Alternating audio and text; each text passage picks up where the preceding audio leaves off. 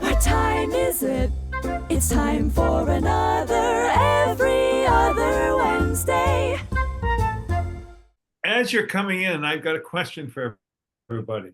And it may give away the theme for today, but guys, this is for you too. Yeah. And I want you to look around you in your office or wherever you're sitting.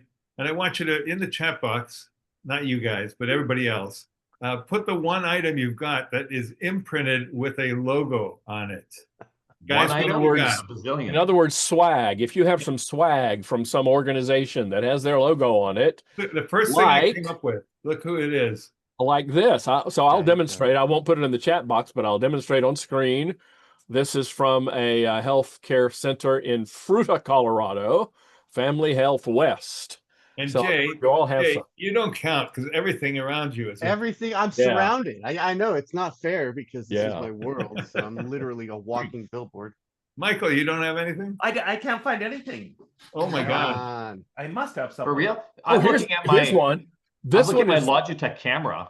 This is 30 years old. The Buffalo Bar in Idaho Springs, Colorado. Excellent. Stephen Rayfield has a Wrong Way Records hat. He's the only person? Come on. I got a BMW. Okay, Richard. I don't drive a BMW, but I have one of these. Okay, we believe you. Hey, you asked, Jeff. I'm just trying to help out. Good afternoon, everybody. I want to welcome everybody. And if you did miss the question, we're just asking you to put in the chat box what's one imprinted item that you have, the first imprinted item you see in your office. Who's it from? Sherry wants to know if she joined a commercial. Yeah, because I was showing Geico and you were showing Health West. We are accepting paid sponsorships for Every Other Wednesday. So if anyone out there wants to contact us, guys, there's all four of us are together. We have a guest. It can't get any better than this. I know it. Yeah. But why don't we go around and introduce ourselves? Michael, what day is it? It is. Oh yeah, October 15th, 2025. It is. Excellent. And Michael, why don't you go first and introduce yourself? I will go first. My name is Michael Kerr, coming to you from Canmore, Alberta, in the spectacular Canadian Rockies, and I speak and write about workplace culture. And the dates for today, the theme days are: support your local Chamber of Commerce, always a good idea. Global Hand Washing Day to remind us of the importance of I heard about that one this morning. I was going to ask if you knew it. There you go. Fossil Day to celebrate Jeff and Richard. Cheese Curd Day. I Love Lucy Day. Yeah, because she started 74 years ago today. 74 years. I know. I love Lucy. And it's official Grouch Day. And that's to celebrate you, we're Michael, all covered. So yeah. There you go. We're all covered. Now, Michael, do you know what tomorrow is in the United States? I'm going to guess October 16th. It's pertinent. It's relevant to our podcast. It's Boss's Day tomorrow. It's Boss's Day tomorrow. Yeah. Yeah, great. Okay, that kind of just hit flat. But go ahead, Richard, introduce yourself. Wait, Michael, did you introduce yourself? Yeah, he did. I did. Michael, you still have that one stray hair that is. Exactly. Do you see it? It's very bright white. You're sure? Yeah, just keep doing that the whole show and you'll be all right. Okay, fine. Eyebrows. Okay. No, I think it's from the top of your head. So anyway, hello everyone. My name is Richard Haddon, and I'm an author and speaker. I wrote "Contented Cows Still Give Better Milk" and a few other books like that. And I talk about employee engagement, recruiting, retention, leadership. And I'm coming to you from my home in Jacksonville, Florida, where today it is at. It's just showing off today. It's nothing but just showing off today because it can. This is one of the best days weather-wise that we'll have the entire year. And tell our come on down and see us. Tell our audience who's in Alaska all about the sunshine and heat. Sanjay. I can't get a word in edgewise with these yahoos. My name is Sanjay Nath. I am based in Toronto, Ontario. I'm a speaker and author focusing on leadership and performance. And get together with these yahoos every other Wednesday and talk about Yahoo things. And go Blue Jays. Go Blue Jays. Go Blue Jays, yes. Yeah, they're in a bit of a rut right now. Yeah. They're up against it. Ugh. I'm not feeling good about it, but. And for those of you who don't know me, I'm Jeff Tobe. I am Coloring Outside the Lines, located in beautiful Pittsburgh, Pennsylvania. I speak about customer experience, and I'm so excited to introduce our guest today, who's been very patient with us already. So I'm surprised he hasn't already left. But exactly, Jay Busselle is an ambassador of what? You say yes? Yes. Oh, okay. Yes. He's an ambassador of brand relevance with over 30 years of experience. I've known him most of those 30 years, Jay. That's really scary. Yeah. You look a lot younger than me, so you're doing something right. He is in the world of promo, print, and apparel. He's co-founder of the Branded Merch Network, the owner of FlexPoint Branding Solutions, and proudly serves on the board of directors of Promo Kitchen. It's a nonprofit dedicated to mentorship and education in the branded merchandise world. Jay helps business owners ditch the generic and get crystal clear on what makes them different, desirable, and relevant. He's a trainer, like us guys, creative, chaos coordinator. I love that title. He's known for blending strategy with storytelling. Jay proudly claims his spot on the island of misfit toys, where rebels, creators, and taco lovers build brands that actually matter. And yes, he's still obsessed with tacos because they're still containers of greatness, as you can see all around him. Jay, welcome. Thank you. Thank you. Fired up to be here. Thank you for being here. You know, you're going to tame the three of us. I just know. We're glad to have. I appreciate you not dating the fact that the years when we first met, because that would give everyone a pretty good clue. Yeah, exactly. That's true too. So yeah, we've got stories. So listen, let's start with this. You're in the branding business. What would you say? What would you say to the idea that you're actually in the business of shaping identity? I mean, how do promotional products reflect and reinforce a company's culture? Love that. Oh my God. Yes, yes, and yes. Shaping the identity, shaping behavior through influence, through acknowledgement. So, you know, Jeff, we've been at this a while and we've come through it when it was originally called trinkets, when it was called, you know, advertising specialties. Cheap Then it plastic moved into stuff. cheap plastic stuff or Tchotchkes? Does tchotchkes apply? tchotchke. If Only you're if you know if how you to speak spell it. Yiddish, yes. Only if you know how to spell it. Yep. Giveaways, you know, Swag. awards, trophies, swag. It Merch. still is Swag. swag. Thank you, Merch. Carol. Thank you, Carol. Now we've moved. Nice. Somebody did get it right. What we have refused to accept as trinkets and trash, that's negative. So anything else is positive. And then this last 5 to 7 years, we've landed in branded merchandise. But yeah, Jeff, I 100% agree in terms of culture. I think that it is definitely the gift that keeps giving. And don't forget, it really is a gift. And nobody wants an ad, but they always want a gift. Yeah, that's right. Absolutely. And you know, I should tell people, I don't know if I've ever revealed the fact that I grew up in this business. I had my own distributorship for years and then sold that and ended up as a supplier in the promotional products business. That's how Jay and I know each other. And it's always near and dear to my heart, although after I left that business to go into the speaking business, Judy, my wife, said we will never have anything with anybody's name on it in our house again, because our entire house was promotional products. So yeah, that changed. A branded merch museum. There you go. So I know for a fact that you and pitch in any time, guys. Sorry, but I know for a fact that promotional gifts move beyond marketing. You know, it and actually inspire belonging inside an organization. So how do you think promotional products are perceived internally, not to the person receiving them? That may be a tough one. I don't know. Do you think they're inspiring internally? Do you mean how do they, and I wonder if they're seen differently from the marketing department than they are from people in operations and finance and production and all of that? Thank you. I know that's what you were trying to That's ask. what I meant to say. Richard speaks, Jeff. Yeah, I think I'll jump in just Jeff a little bit. If obviously it's near and dear to me, I'd really like to hear the other answers, but it is looked upon differently depending on department, depending on all kinds of variables. Who's the recipient? Who's the giver? Who's the intended audience? Is it carrying a theme and a message, or did they miss that mark and they dropped the ball and literally only have a logo on a product? I think there's so many nuances there, but I'd love to hear what everybody else says because I'm still learning, and it's interesting to see the ups and downs, the ebbs and flows of the popularity of branded merchandise. Yeah, We my are mic's up all asking the Jay way, if you could guys. turn up your mic. Yeah. Can you turn up All your the way mic? up. Okay. Can't. Can you turn my mic up? Because if you can, I'll take it. No, we can't. We can't. Maybe you need to holler. That sounds like a Yeah. metaphor. I'll just be really close and yell. Okay. It sounds like a metaphor for something. Yeah. Turn your mic up. So I'm wondering if when I think about promotional products or whatever term you have landed on now, and when you compare that to advertising, advertising should talk about features and benefits of a particular product, right?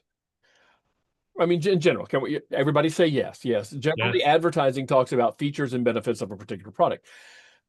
Promotional merchandise really doesn't necessarily have that as its purpose, does it? Because when I look at this from this, and this is, by the way, a very good healthcare system in Colorado, but it doesn't say that on the cup. It just says that this place that it exists. It doesn't say that you can go there and get this thing and that thing, and that their doctors are highly qualified and they have great customer experience scores and all that. It just says the name of the organization. So how does that then, what is the message? Or is there something that has to have happened already in the background so that this can reinforce what people already know? Is that the purpose? Is it to keep the name alive, to keep it in front of people, to keep reminding them of it? Because again, like, look, the hat that you're wearing, PK Crew, it just says that they exist. It doesn't say anything about them. Talk about that a little bit. Yeah, no, it's the great intersection of advertising versus marketing versus a promotional product, a product that is an anchor point. So promo works best when it is creating and invoking emotion. And so if it were in a gift setting or in an acknowledgement setting, then it is increased in its meaning. And it's so versatile though. It's the only form of advertising that really can appeal to all of the senses, first of all. Even smell, believe it or not. Let's not get weird, because I know this is a weird group, but it can.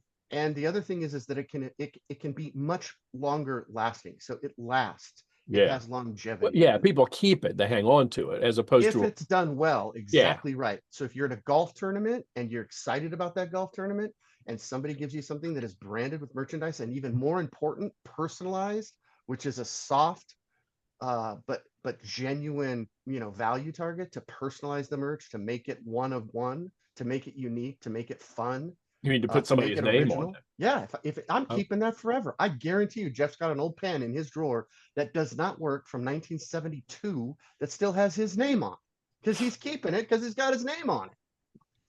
Hey, Because it was in 1972, it said Jeffy. Jeffy, little Jeffy. Do you really? Oh my I God. really do. Oh, that's so Jay, that reminds me of Damn, that just happened. Not from the 72, but it was from the 80s, I think. You're right. that reminds me of this case study of an IT call center where they hired a whole bunch of, they were wrestling with cultural issues, high employee turnover rates, tried all sorts of things, including raising their salary, still weren't having much traction, and people were immediately leaving the company. They had enormous success when they did one simple shift. They did an experiment, in fact, and they split these two big groups into two different camps and gave each group a bonus hour in terms of their onboarding. In group A, everybody heard from a senior employee about how great it was, and everybody got branded swag from the call center, a sweatshirt with the company's name on it. In group B, however, they made it all about that bonus hour, all about the attendees, and everybody got the same sweatshirt, but with their own name on it. Well, the employee retention rate for the people who got their own name branded on the, along with the company logo as well, the retention rate was through the roof because they personalized it. They made it about them. So the thing is, I've always found too, often, like from the speaking standpoint, we've all sold books in the back of the room. And I'm pretty sure, checking my ego at the door, 98% of the books are never opened or cracked that I've sold. People buy it because it represents something. It's the same reason you go to a concert and you get the t-shirt. You pay $80 for it. It's not even necessarily, sometimes it's really cool and it's unique and such, but often it's the emotional attachment we put to it. So because we are a session on like this is all about organizational culture, I'm more curious that have you ever had organizations that you've worked with that have brought in swag or branded material for internal branding processes, not necessarily external? Because normally we're trying to appease the customers and kiss up to them and attract higher sales. Do you ever see it where people are just doing it strictly internally? 1000%. Oh yeah, I would think Probably, so. That's a great probably the question too. most awesome question. Probably the most important reason to use promotional items, branded merch, swag, whatever you want to call it. Absolutely. The internal recipient, the employee, the stakeholder, the person that shows up and grinds, 60 hours a week, they need the recognition beyond just an attaboy. They need something that's going to anchor that's got, long-term longevity, that's got something that's going to be a meaningful. So 100%. Back in the day, Jay and I and a couple of others were the first people in the industry, I think, and I'm not trying to, yes, I am bragging, not just to talk about giving away stuff with your logo on it. Instead, it was, I used to sell clients and say to them, what are you trying to achieve? Like, why are you giving away this cheap 10-cent Bic pen when you want your image to be, a high-class company? And why not spend the same amount of money on 100 pens instead of 10,000 kind of thing?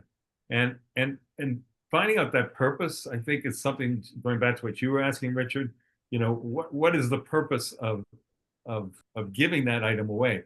Going back to your coffee cup, if it was just given away as a coffee mug, then great. That, nice gift. It's got my logo on it. But what if it was part of a program where they literally put coffee in the cup?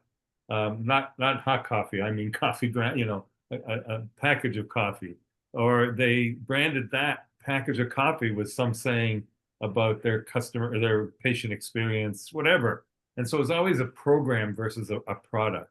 Jay, I'll let you comment on that. No, yeah, Jeff, and Jeff's being so humble here. What you don't know is that Jeff is a multi Golden Pyramid Award winner. Literally, our association, which still exists, the Promotional Products Association International, has annual awards for the most creative and for the most effective use of promotional products. Jeff Tobe, the guy sitting right there who's kept his mouth shut about his previous experience, is a 5-time Gold Pyramid Award winner.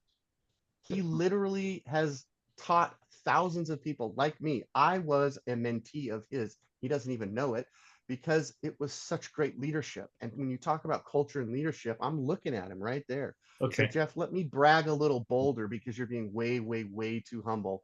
And your colleagues probably didn't even know that. And Jeff's not the type of guy to have all 5 of them sitting back there by his photos or his flowers. So, but to your point, yes, stop selling. We say this all the time. Stop giving away cheap plastic shit. I'm just going to say it because nobody cares about it. Yeah. And if anything, well, and it does cheapen the image of the organization. Yes. You'd be better to do nothing than to give something that doesn't represent you well, right? Totally.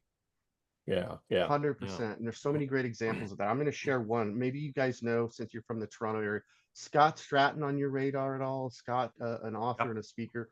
Scott gave me something that I will hold forever dear. This is a pair of socks, guys. I'm not going to wear these socks. This is branded merchandise. And I'm not the jackass whisperer. We could probably take the whole rest of the show to try to understand what that means, but well, I'm a socks collector too. Yeah. It's internal, but if it's something special to me because of who gave it to me in the conversation that we had. So, and there's a story there. And when you can marry that story and blend in that culture with a promo item, anything that is of good value and has good utility, then guess what? You are crushing the advertising. Your return on investment and return on emotion, ROE, don't forget that one, is through the roof. Like to the point of Michael's, split A/B test.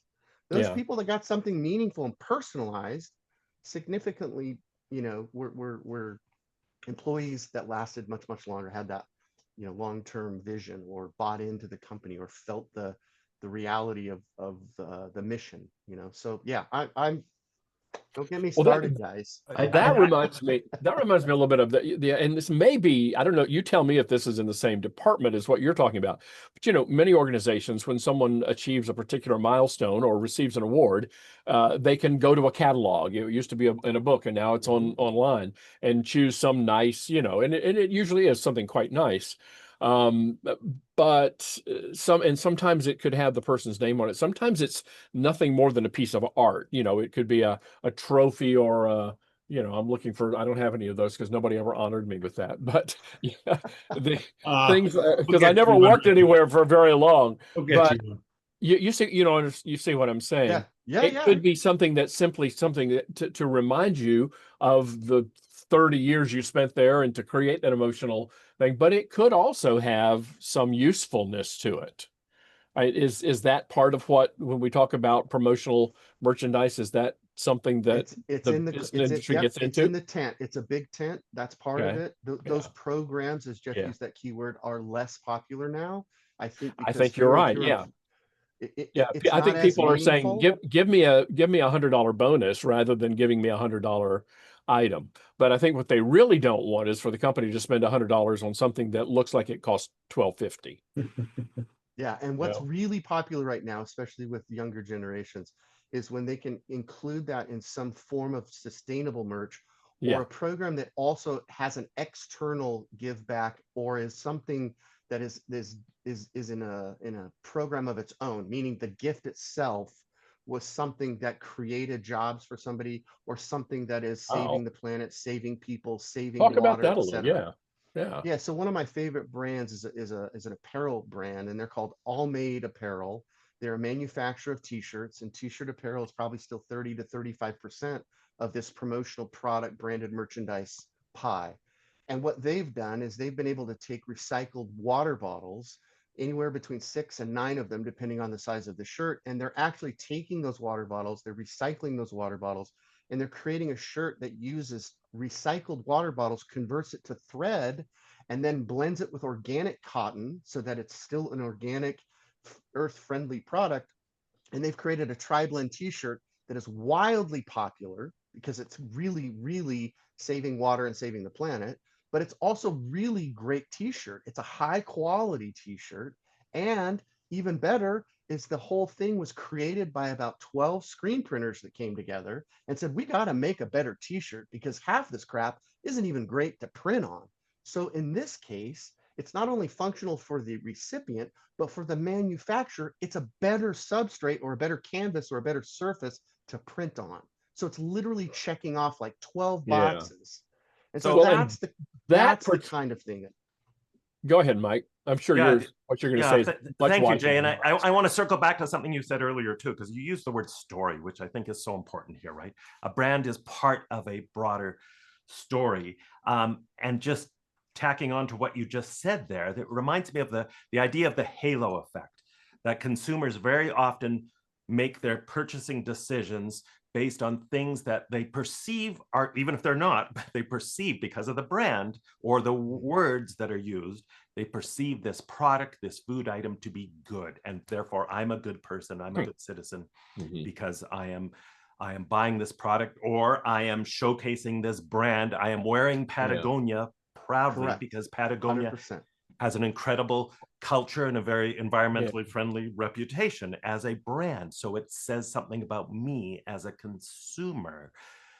So can you speak to that a little bit? Yeah, you're right. And Patagonia is a great example. They are in our industry. They have had their inflection point key moment, their Burning Man moment, their oh shit, what did we do moment, because they came into the promo world and they tried to gatekeep this. And everybody that's in tech has seen those Patagonia vests. And they decided temporarily that they were going to pull out because they said, nope, we're not going to risk our brand having some other embellishment or some other brand's name that is unsavory embroidered on that left chest. And then now we have Patagonia and some other oil and gas company. So they said, we're not doing it. Well, they realized instantly that that was also a mistake. So they pendulum swung back into the business and they just increased the lockdown of who could embroider or who could embellish what. And there was kind of certain suppliers and certain you have to go through a process, but they're back and they are a great example of the culture, of the sustainability of that culture, their mission, what they stand for. And that's a really big piece of the story. And so I think that what's been fun in the last 10 to 15 years of my career is seeing all of these pressures and all these forces come together to make us better. The culture side, the brand story side, the sustainable side, the decorating techniques are getting better. But more importantly, rather than, like I said earlier, rather than somebody giving me a ad, like a mug with an ad on it, and yes, it's utility product, I'll use the mug. But now we are, as an industry, pushing forward and collaborating more. So there's more collaboration in our industry than ever, like peer-to-peer collaboration. That's why I love this hat. It's a favorite hat of mine, because Promo Kitchen is literally bringing competitors together, and we call it collaboration, but it's really it's like it's a sneaky form of mentorship is what it is. And it allows us to kind of play in the sandbox together in a nice way and share some of these culture points and these best practices, and then say, you know what, we are definitely better together. Why are we not willing? There's business for all of us. And I'm sure that at the top, the 1%ers, there's some issues there. They're not going to give away all their trade secrets. I wouldn't. But at the same time, there's a lot to be learned. There's so much to be gained. So pretty proud of our Promo Kitchen group of misfits, and can't wait, by the way, plug for Jeff. Jeff will be joining us soon in about a month. So get ready, buddy. Yeah. Well, and that's a little bit like how the speaking industry works. We give away secrets to our competitors. I want to go back to the t-shirts because to me it seems like that if we're trying to talk about culture, whatever an organization's culture is, they can express that through their choice of promotional merchandise, not only what materials they use, what they use, not just what is printed on it or, the message that it carries, but it carries a subliminal message. And if people know, if that is important to someone, if saving the planet is important to someone, and like, why wouldn't it be? Then if they know, but only if they know that shirt has a particular benefit to that, to that outcome, then I think that does say, okay, this is our culture as an organization, and we want to express that in a number of ways. One way that we do that is through our promotional products that we give out, rather than, because you could say that you are, all for the planet and everything you give out is 100% microplastic, put together, that's going to go into the ocean. Yeah. Jay, do you have any examples, I'll put you on the spot again, but of promotional product campaigns that did that changed the perception in the marketplace of what the company did or what the organization did? Yeah, sorry, you are putting me on the spot. I can't think of who they are, but I know for a fact that it was a large insurance company, and it was a huge RFP for apparel, and they were all in on the budget. That was all they could focus on, because unfortunately, a lot of times in these larger settings, you're dealing with someone in procurement whose only focus is commas and decimals and money. And so what happened is they sent that person two of the apparel items that were up for bid, the one that they were asking for and the one that the agency was proposing. And they printed them, because this is a technology that we can build on the power of one. So we can print one of something and make it unique and special. So they printed on both of them, and they printed their logo big and bold.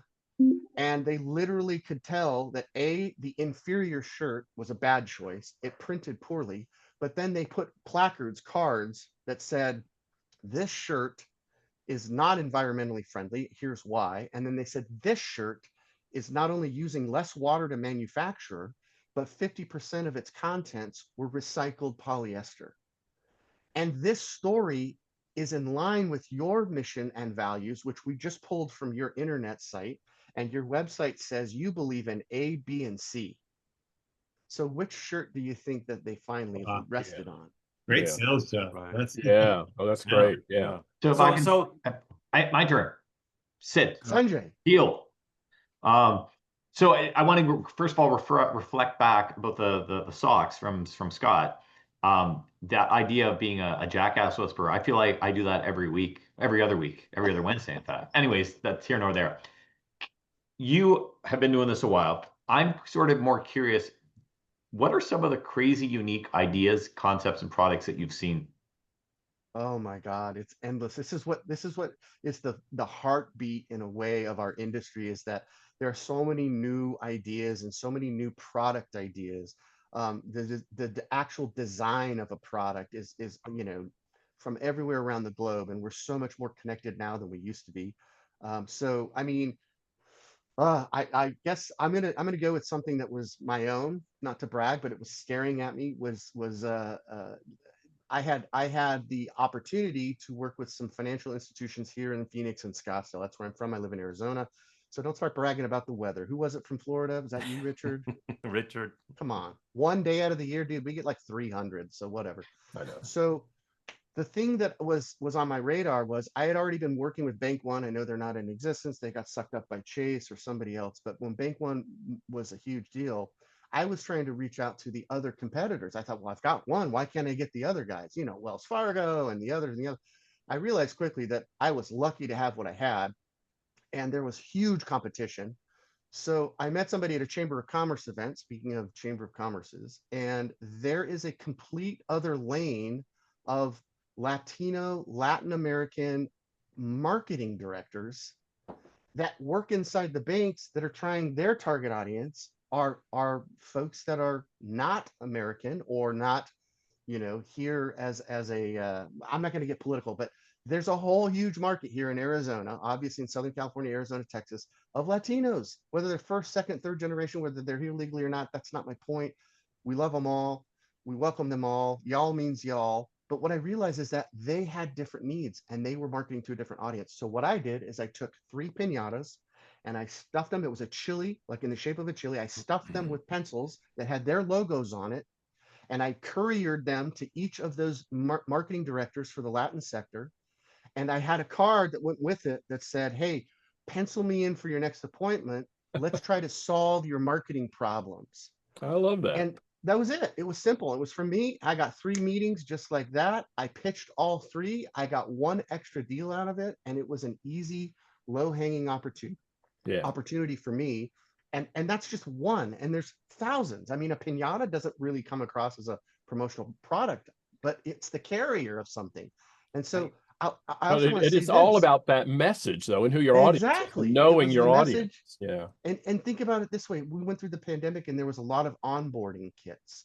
That became the rage in our space, where print, promo, and apparel were really kind of compressing a little bit. And so you had to have something packaged, you had to ship it to somebody, and it had to be personalized. And it was an onboarding kit for a new employee.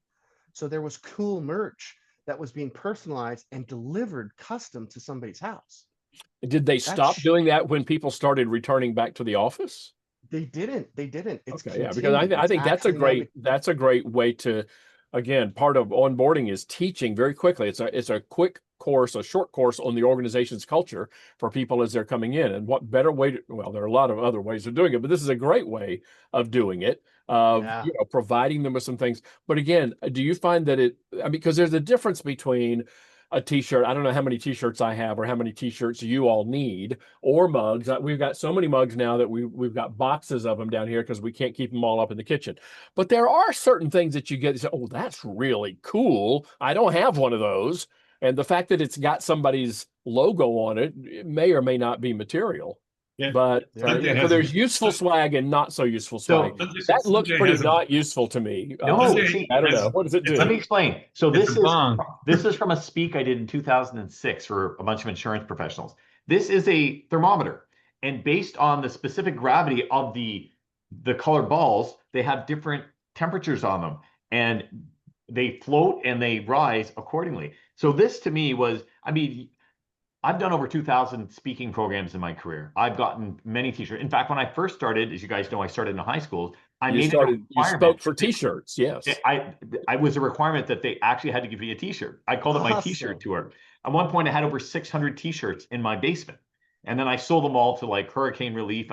Anyways, point is, when it's cool and unique and kind of useful, you tend to keep it. Like I've had so many swag things, but almost 20 years later, I still have this one. I love that. That's does that say something about the culture of the organization, though? It was a speaker gift, and is your name on it? No, it's their name on it. Mind Okay, you, that that reminds me, and I've done this before. You guys talk. I'm going to show you the other really unique speaker gift I got that I've shown before. Don't mind me. Go ahead. The I cool was thing, thinking of another. Go ahead, Jeff. the cool thing about your business, Jay, is if you can dream it, you can make it. You know, guys, absolutely. you can't have no perspective until you go to their national convention. Oh, I'm sure. 1,800 vendors of different products, and not all of them different. But a quick example, and I'll tell you who they were. Captain Morgan. I had a meeting with them, and I didn't know what I was going to do differently many years ago. And the guy said to me, you know, the actual captain on the label. He said, "Can you?" So often the client suggests. He said, "Is there any chance you could make this in 3D as a keychain?" And of course, Jay, Of course you I know, can. of course I can. I Yes. get back to the office and I go, "Oh my God, how am I going to do this?" I remember it distinctly. It was on a Monday. On Saturday, I got on a plane and flew to China. Oh, did I mention that he wanted 1 million of them? True story. Yeah. I flew to China. I had no clue what I was doing. I contacted I don't know what you would call them now, but a liaison, of some industry liaison, and he took me to a factory and we made them. And it was the biggest order I ever had because if you can dream it, somebody can make it. So it's a very cool industry. Just like Sanjay's shirt. I'm sure he's Yeah, dreaming that is. about that. we've seen that before. We've seen this We've before. seen that. I don't know if the audience has seen it, but we've seen that. Yes, we I have. It's one of love the it. creepiest things I've ever seen. They in gave my this life. to I every love it. speaker. They gave this to every speaker at that event. With your picture on it. Well, yeah, right. No, mine went for much more. They were selling these. The scalpers are selling them for big bucks. Hey, so Sanjay just provided a nice segue there. He You know, did. we talk about these branded items, these branded T-shirts, sweatshirts, everything we wear, baseball caps. These become kind of they end up out in the wild beyond our control as companies. Yeah. And so I remind audiences, clients sometimes that, hey, your employees are always ambassadors for your company. Yeah, your employees especially are the if they're number out one there branded product you have. wearing branded products. They're ambassadors, and so they are shaping your story through their behaviors, through their attitudes when they're out there in the wild, on their weekends if they're wearing your products. Yeah.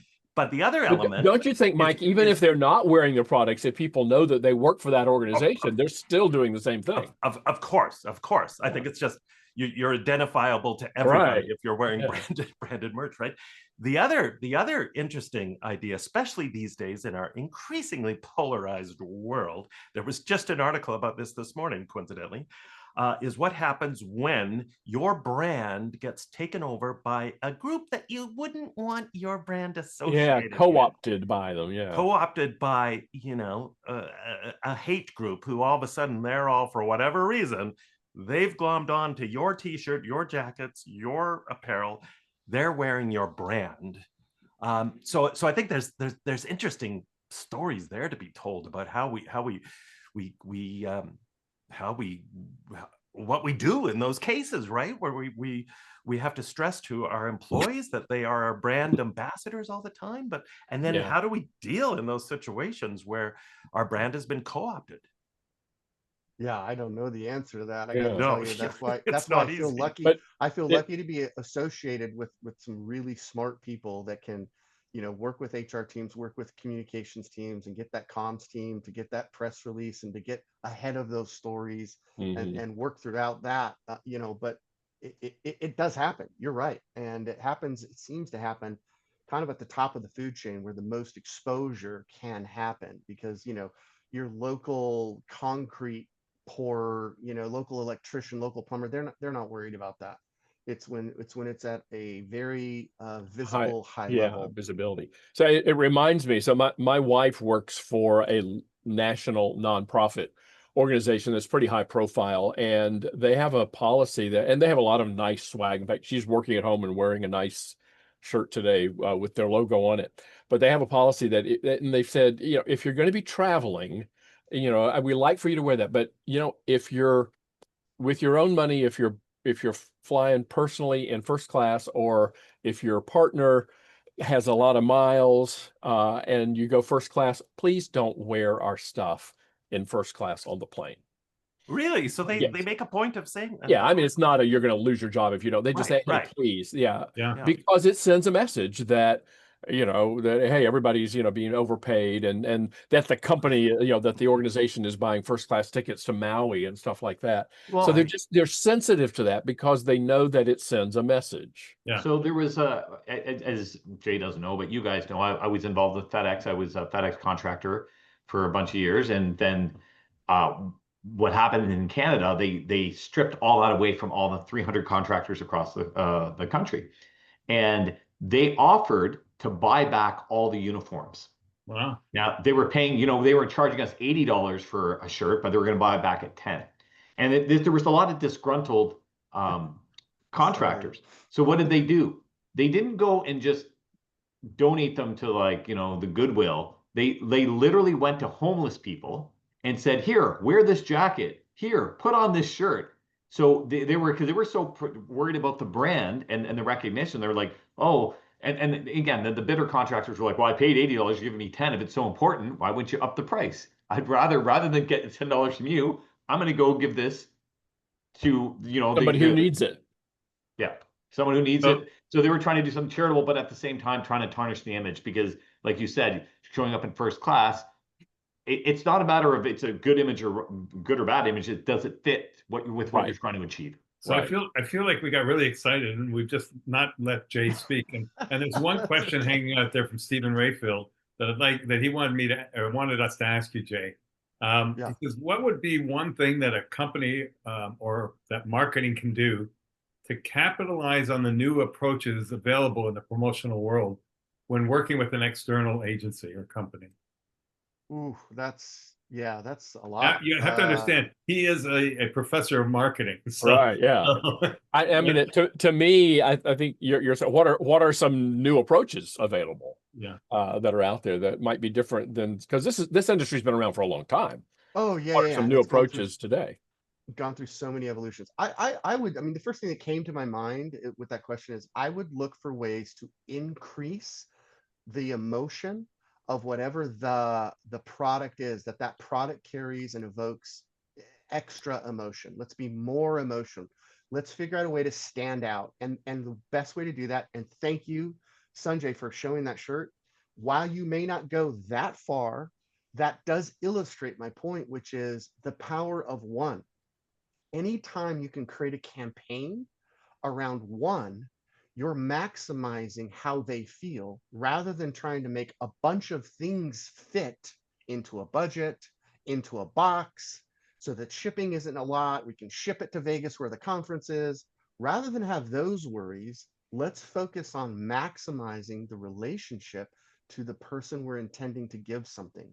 And so that leaves us an opportunity, thanks to new printing techniques, to actually make one of something for each person. Oh, yeah. And one of my favorite things is to create an experience around it. And so, for an example, I've had several opportunities, and this is very popular now. It wasn't a big deal 7-8 years ago.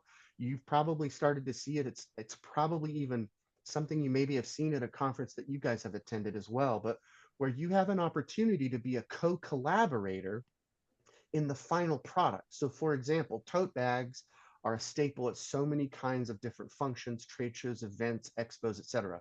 Rather than just have a trade show tote bag, what's really cool is that we know that if I'm going to pick State Farm is the title sponsor of an event, everybody knows who State Farm is. So the branding opportunity really isn't about putting their logo on the outside of the bag. Yeah. Why not put something on the inside of the bag that says, graciously support from State Farm, given by State Farm, or for every tote bag, we've also matched the donation to fill in the blank charity, right? From State Farm. So State Farm gets credit, but on the outside, there's a theme, something memorable, something that I would keep, something that's not going to go to Goodwill, something that's going to stay in my, trunk of my car so that I can go to the grocery store and not look like an idiot when I get my plastic bag or have to have that whole conversation with the checkout people.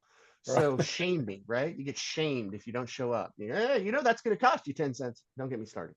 So if I have that bag, that's cool. It's got a theme. It's something fun. But now, rather than just give away the bag, there's a station set up next to where we get those bags that says, hey, Richard, hey, Michael, hey, Sanjay, and hey, Jeff, you guys can make this bag your bag because we've brought 6 different logos that you can heat apply, and you can make this bag your own bag. It could be something Vegas themed.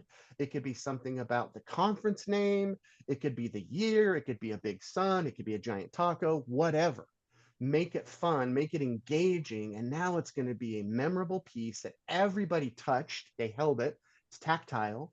They're going to keep it because they made it their own. And they literally interacted with the brand. They literally had their hands on the brand messaging.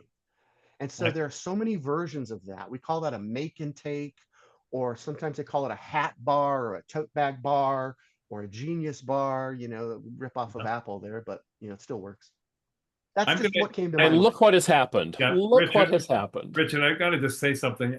If you look in the chat box, I don't know why all of a sudden we've got AI joining us. Yeah. There is something from James Hodges, and it says takeaways from the meeting, and that is AI produced. That I am going to be joining Promo Kitchen. The AI took it from our meeting. So it's very interesting. Maybe that's a whole topic we can talk about at another time, because it's 1:45 It's time in the East anyway. Thank you, Jay. Yes. You're So welcome. October is My one of those pleasure. unusual months that we have 3 every other Wednesdays. Yes. So when is our next one, Michael? You're the date master.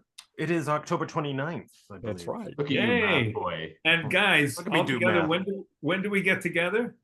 First, thank you, Jay. Thank you, Jay. This was fun. I enjoyed this. I learned a lot. Thank you, Jay, Thanks for for And taking your my to answer steam, your Richard. question, we get together all together now every Every other other every other Wednesday. Wednesday. Thanks, Thanks, y'all. guys. See ya. Thank you Bye. all. See you, folks. Bye.